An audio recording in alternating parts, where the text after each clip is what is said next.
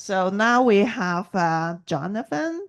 Yeah, because this is a collaboration work like from our project with Jonathan, and Jonathan actually come from the industrial center. Yeah, so maybe I will give the time to you then. Sure. Thank you. Thank you. So thank you. I'm Jonathan. So as like what Keen said, we are having some collaboration previously, and the industrial center got the chance to really help on developing a very small application using generative AI. So I'm going to present that part. So my topic is about using AI chatbot to help student inquiry. Okay. So I'm gonna have it like next. Okay, this is me from Industrial Center. So if you don't know about Industrial Center, we are actually a non-academic department. Most of us are actually engineers. We don't give lecture, but instead we help academic department to give lab supporting hands-on activity to help our students. So myself, I have an engineering and AI background. So here's the case that we have. So imagine this. So every start of the new academic year, we have a new kind of like merry freshman going around. So they have a bunch of questions. They don't know where to go for a lunch. If they wanted to have the WIE program, they don't know how to apply, what's the procedure, where to reach, some kind of questions like this, okay? So to manage this, our staff or the student, they will create some instant messaging groups, okay?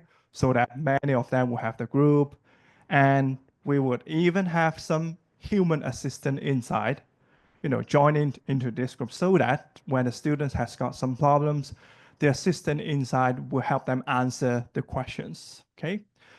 So imagine that's an assistant called, Sarah. He's a dedicated assistant. She's been added to many of these groups. So you can imagine his phone is keep vibrating every minute. Gonna have a lot of message because the students they might not sleep in the midnight. They're gonna ask questions in the midnight time.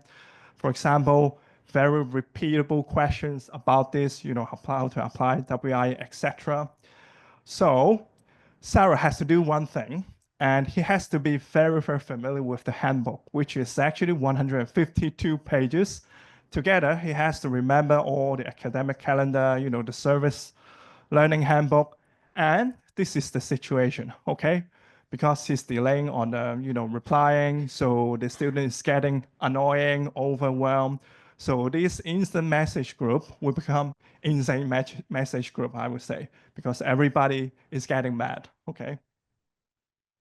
So what if is there a solution that would help to solve this problem? So we wanted to help the students to get an immediate reply and very accurate, some kind of like accurate reply that will help the assistant like Sarah so that he can focus on more complex works instead of, very repeatable thing.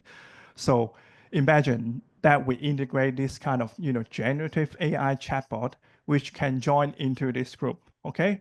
So this chatbot will make use of some existing data, and then they will answer those questions very accurately. Okay, so this would transform a little bit on how we supported the students. Okay, from streamlining the information transfer by means of information are those information in our handbook and those information we select for them. Okay, so this will also enhance transparency because once they have the problem, we can answer them in a very quick manner. So the challenges are that, we have overloaded assistant, and then in between we have some information, get disappeared in the group chats because from time to time students are asking question, in very repeatable way. So you have to climb back on your message to look for the answers. And there might be some limitations of the chatbot. If you don't know what is chatbot, is actually a chatbot robot. You can just consider as a computer software that can do some Q&A for you. So most of our chatbot, if you have used, like you use in the PoE, is working in a one-to-one manner, right? So this chatbot doesn't actually appear in a group. Okay, this is one of the challenges we wanted to tackle. So we actually figure out different ways to solve it. And eventually we found that WhatsApp is not the way, because when we try that, Facebook is actually blocking us to do that. We have no way to get around with these. So we actually discovered Telegram is actually the right way to do it. And we solved it.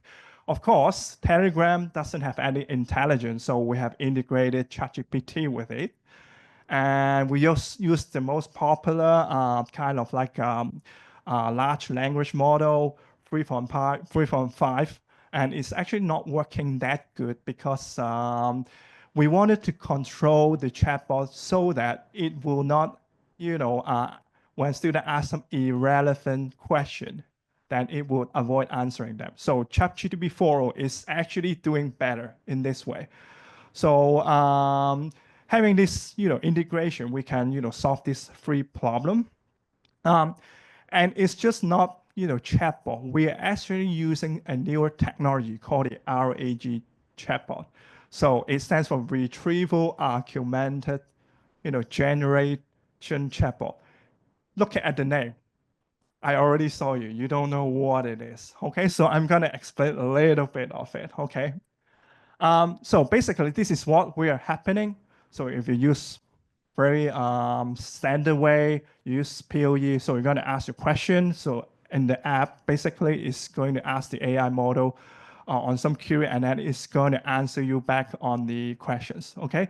So for those existing model, you can consider they're actually using the data around the world to train up. But one question came out. So do they know PolyU stuff very well? So this is the question, okay? So this is an example. So at the original side, it's actually we're using PoE to show out the result. For example, I'm just asking a very simple question. Where's the food in PolyU? It's going to answer me something, but I'm sure it's not correct. We don't have Starbucks in here, right?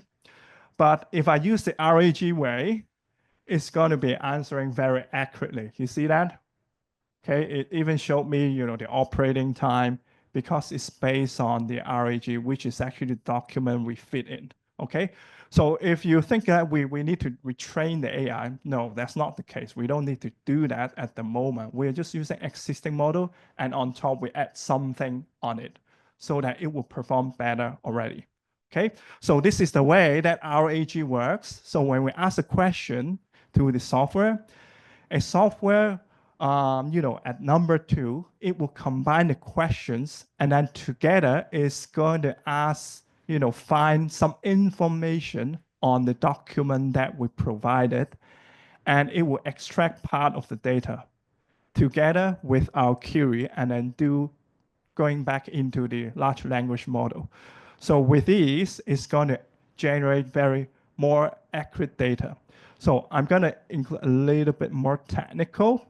So at the back, actually the data has been converted into a database, which we call vector database. If you don't know what is vector database, it's actually a higher dimension data. We're in a 3-dimensional world, okay? But this thing is actually going a lot more than 100 dimension, which a human cannot imagine. So you can consider those some scientists and researchers, they're having a way to convert this database into numbers, okay? So that when we put in this query, the numbers can do some calculation to know what is the closest data set, okay? So after this, they're going to extract those data and then put it back into the query. So this process will involve this part is actually the argument. Okay, argument is combining your questions together with the data. So it's going to retrieve from the data that you have and then finally generate. So we have the RAG, retrieval, augmented, generation. This is how it works in a more simpler way. So this is more the technical way. I'm not going to cover that much. But you already see that they're trying to use something called a similarity search, which is actually some numbers calculation at behind. Okay, so I'm going to do a live demonstration so that you know what we actually have created. So let me just open it with my Telegram, okay? Okay, so I wanted to invite somebody, maybe you are a student. So what would be your question when you're a freshman? Which year are you? Okay, you already know something well, but imagine you're a freshman. What would you want to ask? Yeah. Sorry? Okay, which subject? This is first. Let's see, okay? Let's see. So we have, 7 people in our group. So one of them actually is the chatbot. So here's how I'm going to use.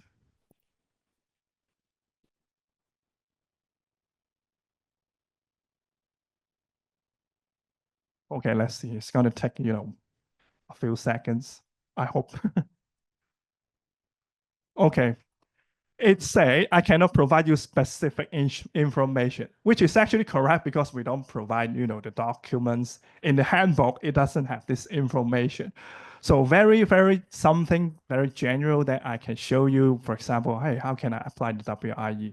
So it will provide some steps more accurate than non-RAG kind of chatbot. So what is the most important things that we need as a student, we need to know it's going to show you some very accurate information. And of course, in my slide, I already also show you, hey, where's the food? I mean, so it will show you some hints inside the handbook because it's so hard, for people to go through a very, long page kind of, document. So this is how this chatbot is working. So you can imagine we have other documents, we wanted to expand on it. So this kind of chatbot would probably help in this way. Okay, so these are some benefits that we solve. It will increase our query from minutes to seconds because the assistant may take a rest or something. But this software is actually working 24 hours. So our student assistant will got relaxed. So he will try to solve less repeatable kind of query. He's more focused on some complex or more sensitive kind of work. So the information is consistent, okay, because it's referring to the documents. And of course, we can actually use the data to try to see or understand, hey, what is the most common question that the students are actually more interested. So these are actually some more concern. Um, in our chatbot, we still have, human assistant inside. Why? Because we don't want to, have the chatbot to handle some sensitive information, especially, personal information when they kind of like handling. So we kind of like, we'll refer that case to the, human assistant.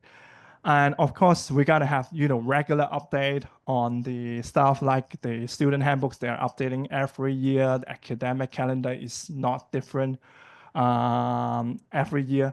So this is the case. Okay, so behind this is actually from our team. So in IC, we have many, many teams. So my team is just only one of them. We're actually more software, but of course, we actually have mechanical people. They're supporting space project. They have some 3D printing stuff. So my team, we are specialized in the digital twin side, AI side. So feel free to reach us if you need some research support, service teaching support, lab sessions, and also startup things. So we are kind of like more on the practical side. Yeah.